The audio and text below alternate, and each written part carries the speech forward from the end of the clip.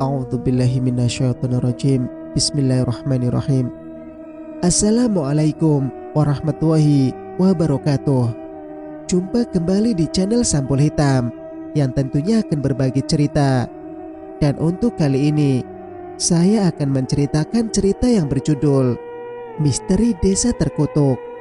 Cerita ini ditulis bukan nama palsu. Dan bagi teman-teman yang ingin membacanya langsung, teman-teman bisa langsung kunjungi link KBM yang saya sertakan ada di deskripsi.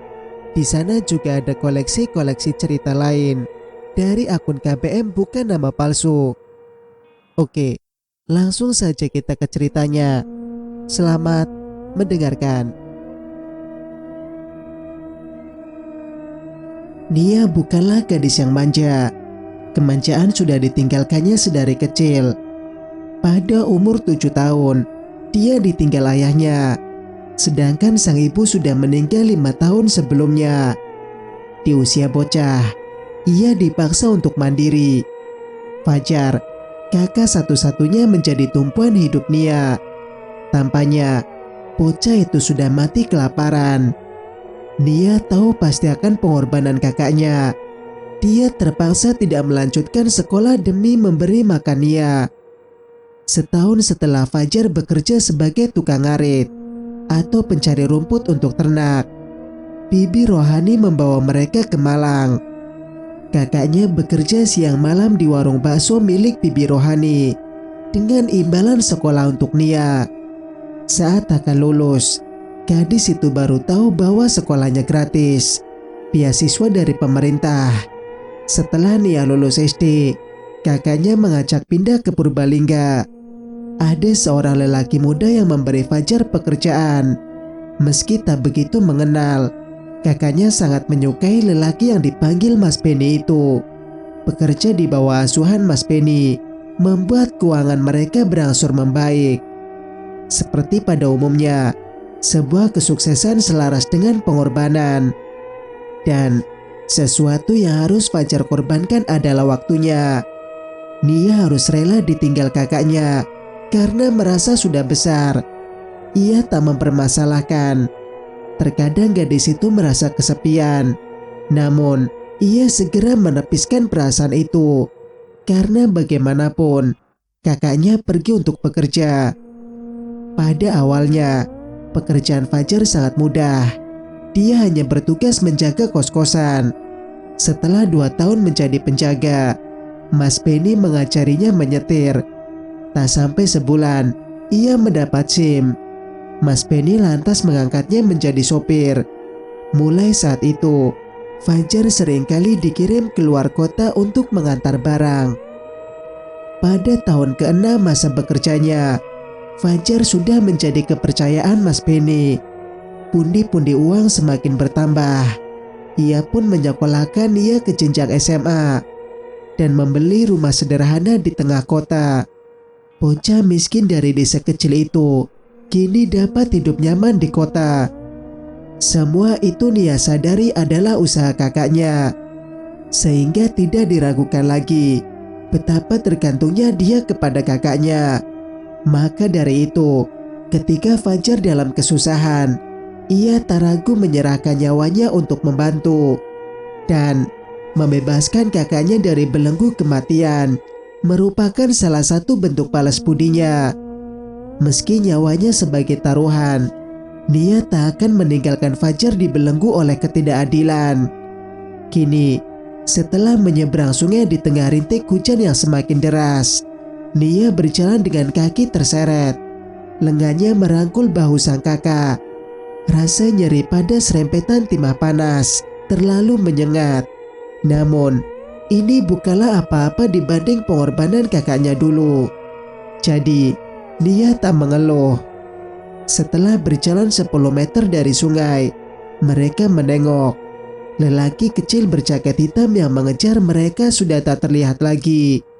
Fajar menghela napas lega. Ia mendudukkan Nia di saung pinggir sawah, berlindung dari tusukan air yang turun dari langit. "Kamu tunggu di sini. Aku akan cari bantuan," kata Fajar. Ia lantas berjalan ke arah desa. tak peduli betapa dinginnya kucuran air yang menerpa tubuh, licinnya jalan yang belum teraspal. Nia menyadarkan punggung, menyeloncorkan kaki. Cairan merah merembes keluar dari kakinya yang terluka, menetes, bercampur dengan air di tanah. Tapi dia tak berbuat apa-apa. Gadis itu terlalu lelah. Sesekali tangannya menengadah, menampung air lalu menyesapnya. Ia tak peduli jika sakit perut nantinya. Kerongkongannya begitu kering hingga sakit. Gadis berambut panjang itu merasa sudah cukup lama menunggu. Hujan sedikit mereda. Nia ingin menyusul kakaknya ke desa. Ia berdiri, mengayunkan kaki, dan mencoba melangkah.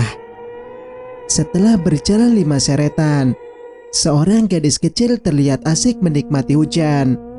Nia mengamatinya tengah menari-nari dengan gembira, sambil sesekali menjejakkan kaki ke genangan air hingga muncrat. Kemudian tertawa. Gadis kecil itu mengingatkan Nia ketika masih kecil, saat masih hidup di desa, saat orang tuanya masih ada. Setiap kali turun hujan, dengan senang dia akan bermain air. Diam-diam, Nia tersenyum saat melihat gadis itu berputar, berlari, meloncat-loncat kegirangan di atas tanggul. Karena licin, gadis itu terpleset kemudian tercebur ke sungai. "Awas!" pekik Nia. Ia menyeret kakinya untuk melihat apa yang terjadi kepada gadis kecil itu. Jantungnya terpacu ketika gaun bermotif bunga kecil-kecil menyembul dari sungai disertai lolongan minta tolong. Tunggu, aku akan menolongmu," kata Nia memaksa kakinya bergerak mengikuti kemana arus membawa gadis kecil itu. Dia menyambar ranting yang ditemukannya di tepi tanggul, lantas bercongkok, mengulurkannya kepada sang bocah. "Raih pegangan kayunya, aku akan menarikmu." Dengan susah payah, gadis kecil itu meraih ranting yang diulurkan kepadanya. Sekuat tenaga Nia menarik bocah itu ke tepi. Entah tenaganya yang kurang atau kuatnya arus, ranting itu terasa berat. Meski begitu, Nia tetap berusaha. Bukan arus yang menghalangi usahanya, tetapi sulur hitam yang membebat ranting, menariknya ke dalam sungai. Nia terbelalak kaget saat melihat sulur itu. Ia sempat melonggarkan genggamannya. "Jangan lepaskan," kata gadis kecil itu di tengah usahanya tetap mengambang.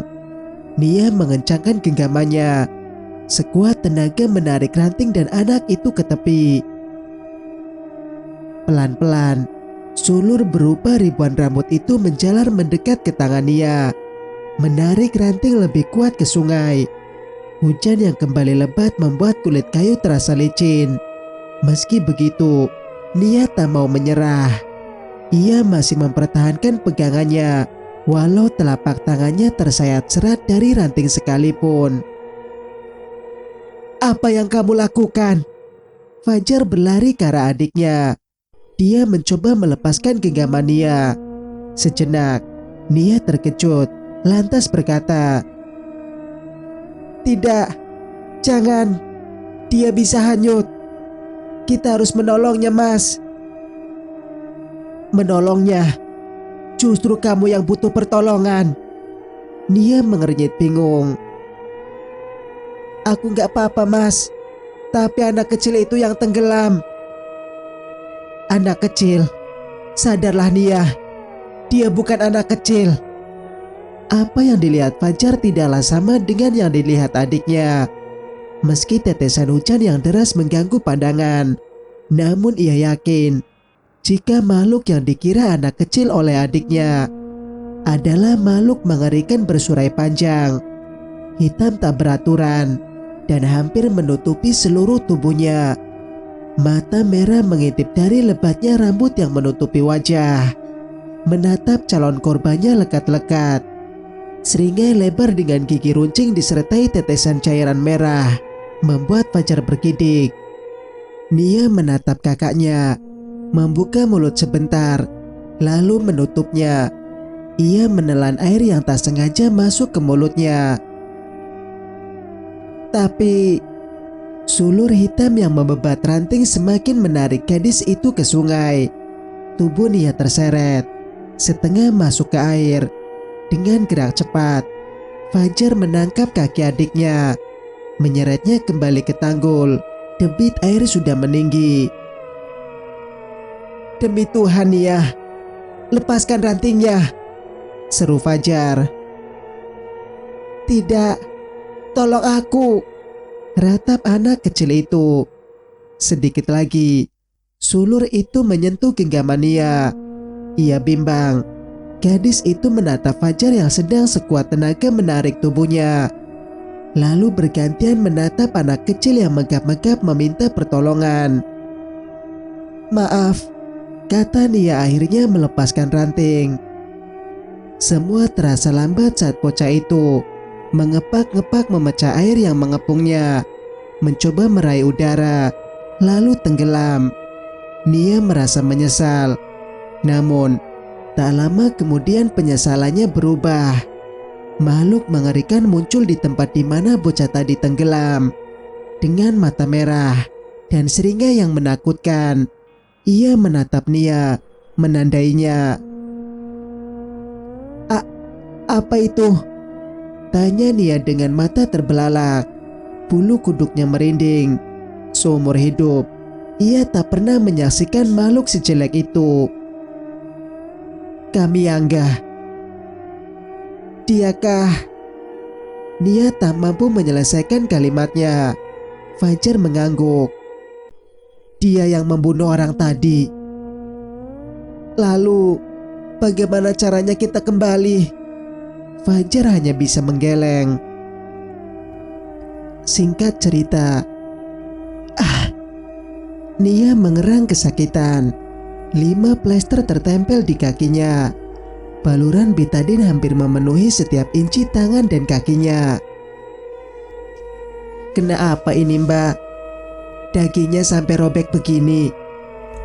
tanya Abel menuangkan cairan antiseptik ke kaki Nia yang berdarah. "Sebenarnya ini harus dijahit. Tapi di musim hujan begini, puskesmas gak beroperasi. Gak ada yang berani keluar rumah." "Gak apa-apa kok, nanti juga sembuh sendiri. Tadi jatuh terkena kerikil gitu." Nia menelan ludah, melirik sang kakak yang duduk di sampingnya. Hari sudah petang ketika mereka tiba di rumah Pak Dirman, satu-satunya orang yang mau memberi bantuan. Hujan sudah reda sepenuhnya, sehingga Pak Dirman mau membukakan pintu. "Untung kerikilnya gak masuk ke daging. Kalau sampai masuk harus dioperasi. Kerikilnya setajam apa emangnya? Kenapa bisa merobek daging gini?" tanya Abel membebatkan kain kasa menutup luka. Nia tak sanggup menjawab. "Saya masih gak percaya. Gimana kalian bisa selamat?"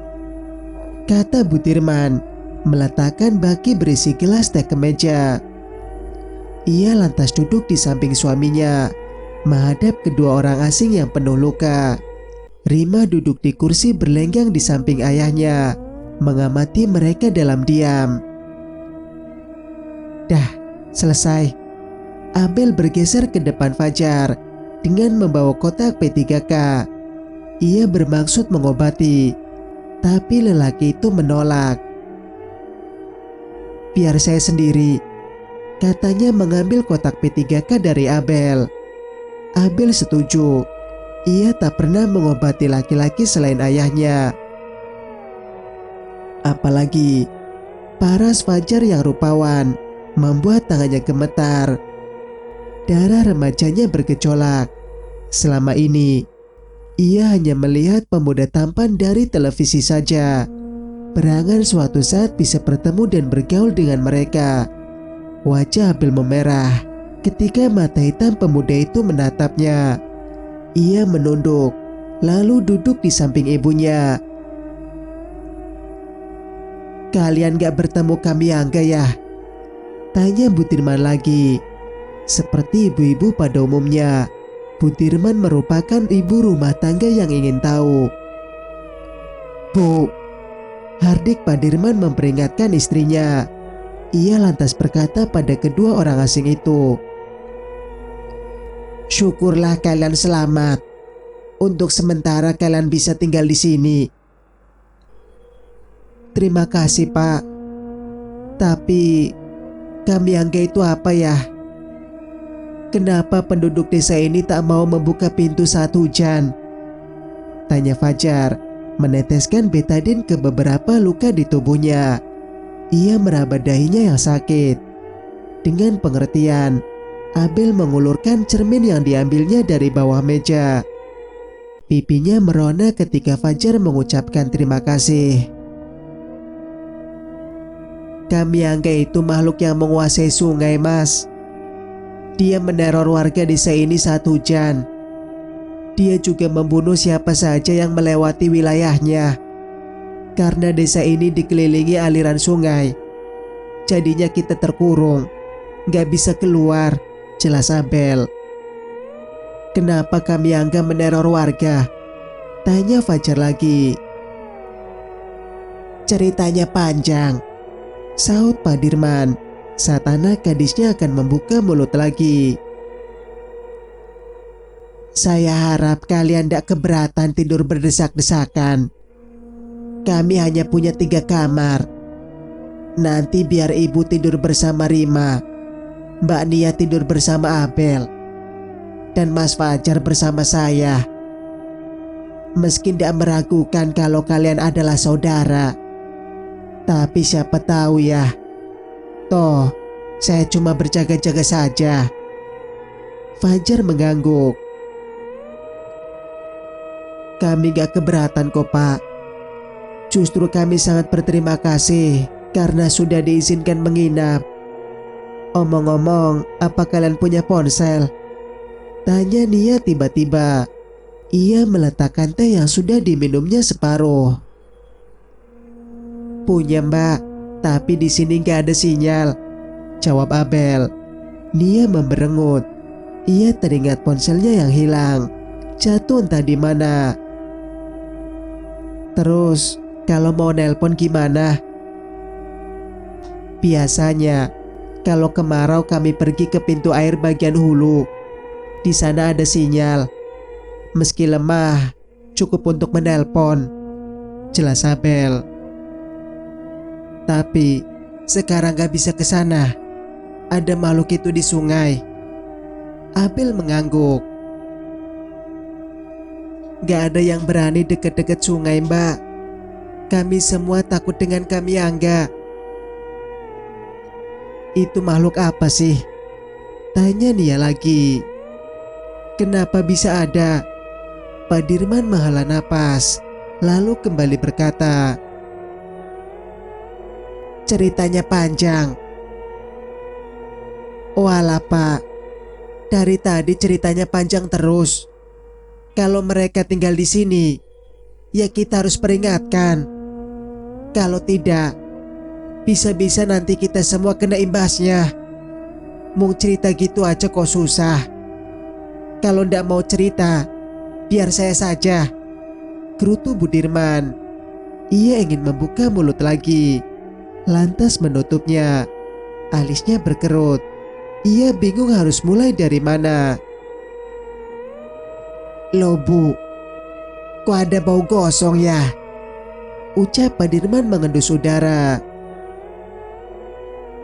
Ladalah, Pak. Hayo, tauku gosong. Budirman bergegas ke dalam. Wis, gitu kok mau cerita? Ujar Padirman menggeleng-gelengkan kepala. Rima tertawa. Gelak bocah itu terdengar ringan, membuat siapa saja yang mendengar ikut menyunggingkan bibir. Menurut saya benar kata ibu, Pak, ucap Abel setelah tawa mereka reda. Padirman berdehem. Sebenarnya saya juga ingin memberitahu, Tapi bingung harus mulai dari mana. Ceritanya rumit. Lagi pula ini sudah malam. Kalian juga capek toh. Fajar dan Nia saling berpandangan. Mereka diam, tak menanggapi pertanyaan lelaki baik hati itu.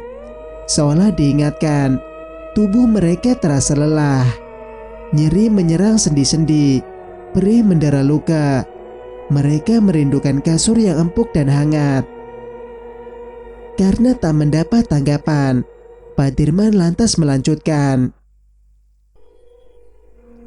Meski begitu, jika kalian tinggal di sini, kalian wajib menaati aturan kami, yaitu menahan diri. Berpura-pura tidak ada di rumah. Jangan berisik, apalagi waktu hujan turun. Dan yang paling utama, jika kami menyuruh kalian untuk sembunyi, maka sembunyi. Jangan membuka pintu sembarangan. Ingat itu baik-baik. Aneh sekali, pikir Nia. Memangnya kenapa, Pak? Nanti juga kalian tahu sendiri. Yang jelas, ingat selalu aturan kami. Kalau tidak, nyawa kita semua bisa terancam. Fajar dan Nia menelan ludah. Mereka tahu persis bahwa pemilik rumah itu sungguh-sungguh dengan peringatannya. Kalau begitu, bagaimana caranya kami bisa keluar desa? Tanya Fajar kemudian. Pak Dirman menyesap teh, lalu meletakkan gelasnya ke meja dan berkata, "Nggak bisa, nunggu sungai kering dulu. Atau paling tidak, nunggu sungai surut." Harus berapa lama? Kami gak mungkin merepotkan keluarga Bapak terus.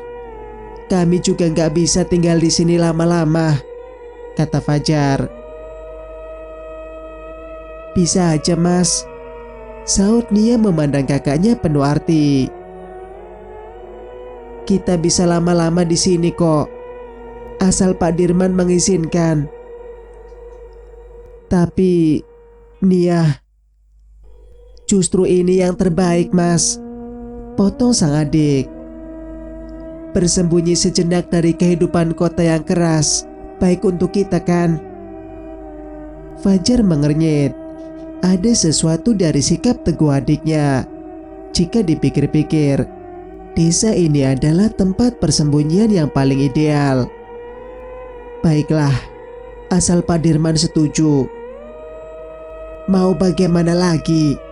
Kata Pak Dirman menepuk pahanya. Ia menegakkan punggung dan menatap Fajar dengan pandangan menilai. Kalau kulihat-lihat, kau pemuda yang cukup kuat sepertinya. Bisa mencangkul. Bisa dong, Pak.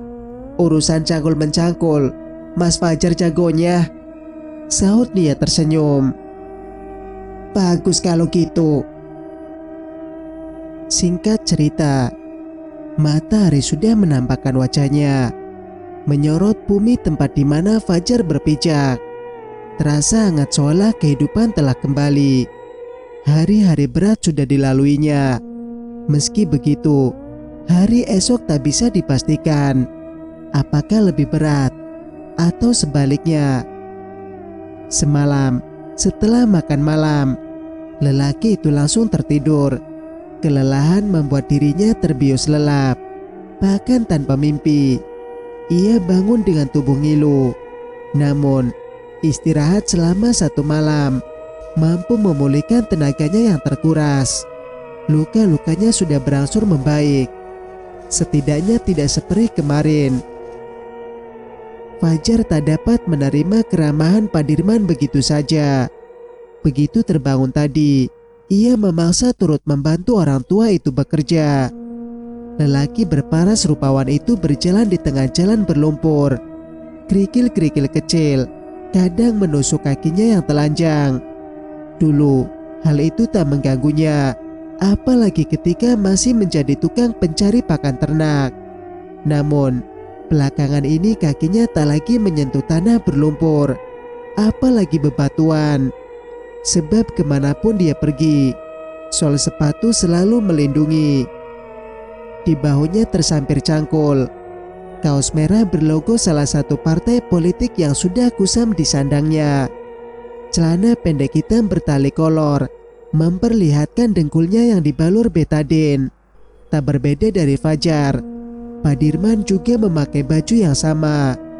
Tubuhnya yang kurus dan keriput, seolah berbanding terbalik dengan Fajar yang atletis dan muda serta penuh vitalitas. Mereka sedang berjalan menuju ladang untuk bekerja. Pak Dirman merupakan seorang petani. "Dulu, badanku juga sepertimu," kata Pak Dirman mengamati tubuh Fajar, seolah menyalahkan waktu yang terus menggerusnya. Pemuda itu tersenyum geli. "Asalmu dari mana?" tanya lelaki berpipi kempot itu lagi. "Waktu kecil, saya hidup di Sragen." "Oh, terus kenapa bisa sampai ke sini?" "Kami gak sengaja sampai ke sini." "Kalian tersesat?" "Bisa dibilang begitu, Pak." "Di kota kerjanya apa?" tanyanya lagi. "Saya cuma tukang suruh." Pak Dirman kembali memandang Fajar dari ujung rambut hingga ujung kaki. "Babu." "Bisa dibilang begitu," jawab Fajar lagi. "Babu kok ganteng begitu?" gumamnya tak percaya. Fajar terkikik. "Memangnya kalau babu gak boleh ganteng, Pak?" "Loh iya, gak boleh toh.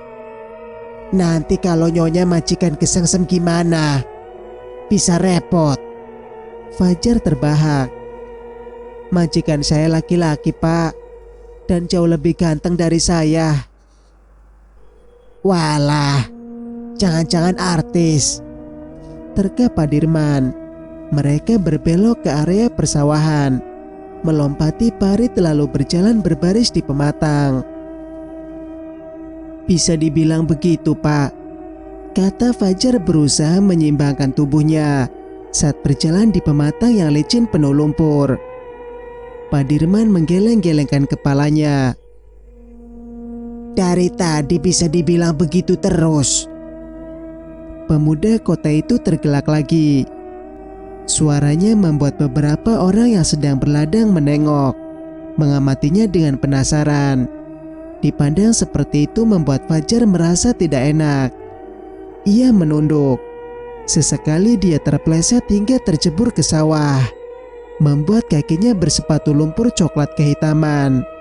Setelah menyusuri beberapa petak sawah, mereka sampai ke ladang milik Pak Dirman yang masih separuh terbajak. Seorang pemuda bertubuh pendek dan berambut bergelombang terlihat mengendarai traktor berkeliling membalik tanah di sawah seluas 1 patok itu. "Wis giliranku toh?" tanya Pak Dirman kepada pemuda itu. "Iya Pak Le," jawabnya. Le adalah sebutan untuk paman atau bibi di Jawa.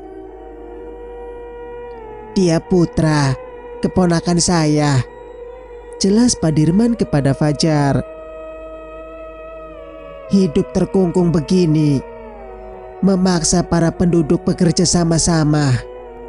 Traktor sumbangan pemerintah untuk desa kita gunakan bergiliran.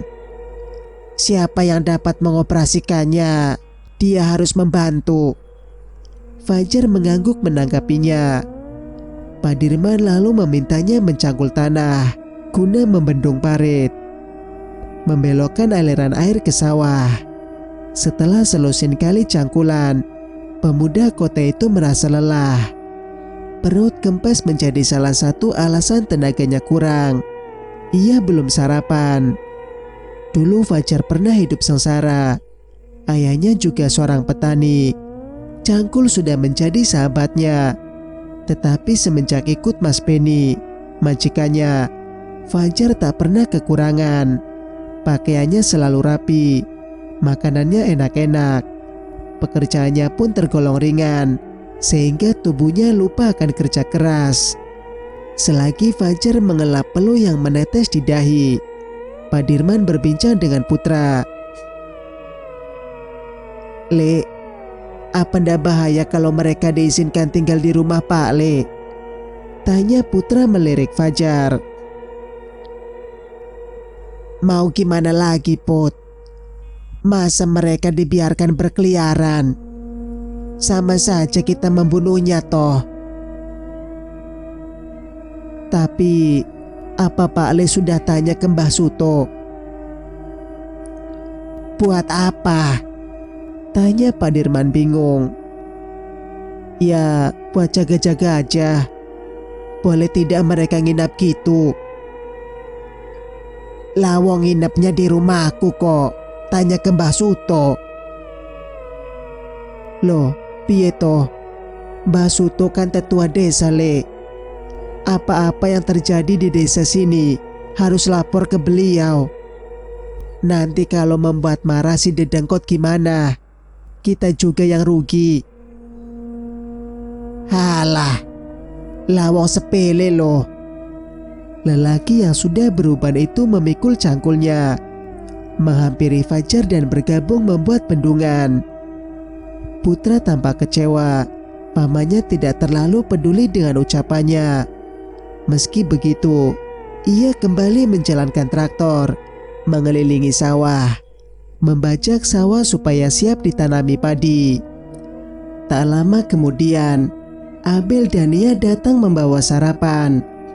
Fajar yang notabene sudah lapar melahap makanan sederhana yang disajikan, meski hanya berupa gudangan atau beberapa sayur seperti kangkung, kacang panjang, tauge, irisan timun, dan wortel kukus dibalur bumbu yang dicampur ke parutan kelapa dengan lauk tahu dan tempe, tapi terasa nikmat. Ia sempat meneteskan air mata saat teringat ketika dia masih kecil dulu, saat orang tuanya masih hidup. Jika masa tanam tiba, ia dan sang ayah pergi ke sawah untuk membajak. Sang ibu sambil menggendong Nia kecil akan mengirimkan bakul berisi makanan untuk sarapan. Persis seperti apa yang dilakukan Abel saat ini. Mereka makan bersama dengan gembira. Tak ada apapun yang patut dikhawatirkan. Omong-omong soal sawah, sebenarnya orang tua Fajar telah memberikan mereka warisan berupa sawah. Namun, saat mereka meninggal, bibi rohani yang serakah mengambilnya. Karena masih kecil, Fajar tak dapat berbuat apa-apa ketika warisannya dijual. Beberapa jumlah uang yang didapat dari penjualan itu pun dia tidak tahu. Semua digasak habis oleh bibi rohani. Saat teringat bibinya, darah Fajar mendidih. Ia terlanjur sakit hati. Ia tak akan memaafkan sang bibi sampai kapanpun. Ia sedikit puas ketika mendengar kabar bibinya bangkrut. Warung bakso yang dirintis bibinya selama ini tertimpa isu pesugihan. Fajar ingat bagaimana sang bibi dulu menghinanya. Saat itu dia sedang meminta upahnya selama bekerja siang dan malam di warung bakso bibinya. "Kamu tuh ya, sudah dikasih makan, tempat tinggal nyaman, adiknya disekolahkan, masih mau minta uang. Dasar anak gak tahu diri," caci bibi rohani. Ia lantas meludahi bocah itu sebelum pergi. Waktu itu Fajar bertekad tak akan melupakan penghinaan itu seumur hidup. Bibinya lah yang membuat Fajar dan Nia menghadapi takdirnya sekarang. Fajar harus bertahan. Ia belum puas membalas bibinya. Cerita pun bersambung. Jika kalian suka dengan ceritanya, jangan lupa untuk like, komen, dan subscribe channel ini agar bisa mendengarkan cerita-cerita berikutnya. Wassalamualaikum warahmatullahi wabarakatuh.